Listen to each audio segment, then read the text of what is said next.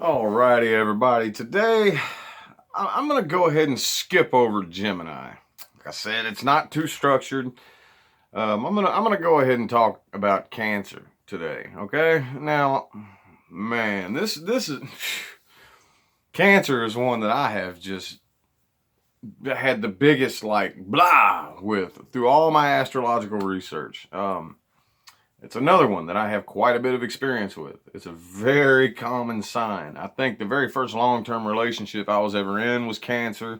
Um, First couple long-term relationships I were cancer females. My cousin that I was raised with as a brother was a cancer.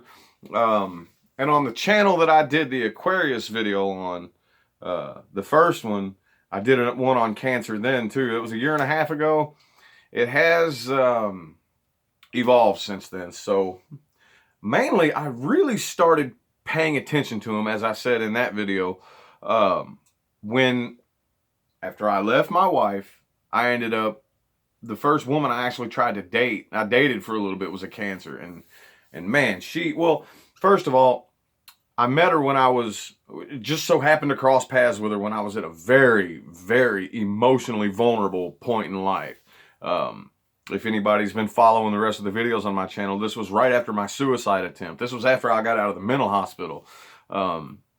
I ended up hooking up and dating this woman for a while. I was very emotionally weak and drained, and just I had no walls left. Everything in me was just shattered, and there was nothing really left of my pride, and no emotional guards up. Well, anyway, long story short, we split, and oh my God, this woman had me wrapped like nobody has ever had me wrapped before. Long story short, I started paying lots of attention to the cancer sign and picking them apart and dissecting them to a science for about 3 years now, somewhere around there. Yeah, about 3 years, and so it's evolved quite a bit. So after that long introduction, basically where I'm at with it now is that just being an Aquarius, okay, it's very, very difficult to form a long-term close relationship with Cancer. See, their sense of logic is everything that they do is emotion based. Everything that they do, their sense of logic, their sense of their rational reasoning, everything they do is based on emotion and emotion only. So at first, when I'm either engaging in a friendship or a relationship or with a coworker, or I've had bosses that are cancer, it starts off really, really, really good. Have no problem getting along with these people, starting off from the get-go, everything's awesome, we get along great, we laugh, we joke, but long extended doses, this is where we stop seeing eye to eye, because the way just every single thing about how cancer operates is all about what makes their emotions comforted. And being Aquarius, and a lot of Virgo, two of the less sensitive signs of the zodiac. I'm Aquarius, Sun, Virgo, and rising, or Moon and rising in Virgo. Those aren't the most sensitive, soft, mushy gushy signs in the zodiac. Not to say that people like me are absolutely ignore emotion, but my sense of logic is it doesn't matter if emotions feel good or not. Logic is logic, reason is reason, reality is reality, the truth is the truth. Now, if it does comfort emotions, then good, great, awesome, that's a bonus. But if logic and reason are uncomfortable emotionally, then tough shit, tough titty. That's not something that I particularly make decisions based upon. And with cancer, that's how they operate. That's what they do. So starting off, they are very, very, they want to please you all the time.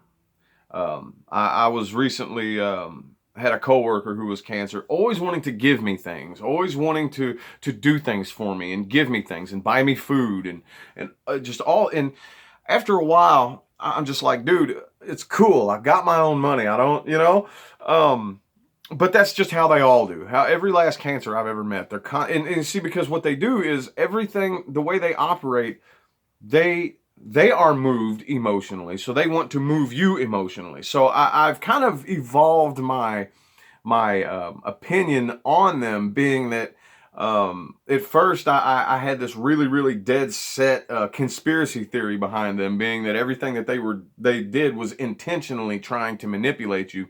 And while they are very good at that, and that is their superpower, as I talk about every science superpower, their superpower is their ability to manipulate people's emotions. Is cancer's strength, their superpower. And that's the thing that gets me and cancer not seeing eye to eye, is because aside from that one woman that I dated, where I was already very emotionally vulnerable and weak, and anybody could have manipulated me emotionally at that point, aside from her and maybe another person or two that could have caught me off guard, every cancer that I become involved with in life, whatever kind of relationship it is, family, not family, anything, we start not seeing eye to eye when they become frustrated because they can't move me emotionally when they want to. And I'm not really 100% sure why. I'm, what kind of person, I don't know what kind of person that it takes to actually form a really good close relationship with the cancer, but it seems like they're about the only ones of the whole zodiac that get really angry with me, simply because throughout a long-term relationship, they can't move me emotionally the way they want me to. The way they do things, the way they operate, the things that they say, the things they do for you, the gifts they give you, and they buy you food, constantly offer. Like if you're a smoker, they're always wanting to give you cigarettes, and they're always wanting to help. The little things like that. After a while, I assume is supposed to like sway you a certain way or something. Or I don't know. I haven't figured that part out, but yeah, after a certain period of time, cancer ends up getting mad at me. I have no problem with them at all, but they end up not liking me after a while, because the most commonly used phrase that I have heard from 98 to 99% of the cancers that I've ever been around is the word apathetic. Because the way cancer operates is that every single thing that they do is emotion based. So they read people's emotions, they study them, they observe them, and they do things based on people's emotional behavior, whether it's good or bad, really actually benevolent intentions, or conspiring to manipulate you with whatever. It doesn't matter. It depends on the person when it comes to that.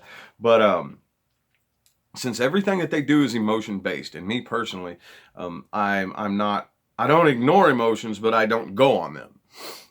So that's every single time. I end up clashing heads with cancer because our senses of logic are just off. They're on two totally different universes. So I have to find myself very frequently explaining the same thing to a cancer over and over and over and over and over and over and over, because I see them make a mistake and then turn around and make it again. And then it's just kind of like a life mistake, not necessarily like a daily hands-on task mistake, but just like a mistake in life. The mistakes that we all make that that typically, hopefully most of us learn from. I can sit and witness any cancer I've ever met, make a mistake, turn around and make the same mistake, turn around and make the same mistake, and keep getting hurt. It's almost like they enjoy getting hurt. Like they kind of have this complex about, they enjoy emotional pain for some strange reason. I haven't quite figured that part out. There's another thing that I've noticed in all of them that I think is kind of actually funny. I'm sorry to steer off track. Like I said, this isn't too structured. This is just kind of random thoughts. But for cancers being notorious for being the most emotional, like that's kind of like their little what puts a stamp on cancer is emotions. Well, everyone I've ever met, sometimes for a long extended period of time, or sometimes just for a short little phase, but they all kind of encompass this little. They are very fascinated by and almost like to flaunt things that would disturb your average person emotionally very, very badly. You ever notice Cancer does that? They will kind of promote things and talk about and share on Facebook, and just they seem very fascinated by extremely emotionally disturbing things that would make anybody be like, yeah, that would freak your average person out. But then on the other hand, just your regular average everyday, no big deal, what's your problem, will just make them shit their pants and start crying their eyes out. You know what I'm saying? So Cancer's emotional nature is something that I find very confusing as to exactly how it operates inside them. The only thing that I can really kind of draw a graph out as to how it operates externally and how they interact with the people around them. They're very good at winning you over emotionally, and they do it very subtly. They do it with a very warm, soft tone inflection sometimes. On the other hand, if you get a really extroverted Cancer, they can be very, very loud and sometimes confuse them as a fire sign. There's been a couple of Cancers that I have mistaken for being fire signs before I found out they were Cancer, and had to study them a little bit deeper. But they almost always are very, very, you feel very warm and welcomed and comforted around them initially, immediately. Whether they are introverted or extroverted, they give you a very welcoming feeling at first.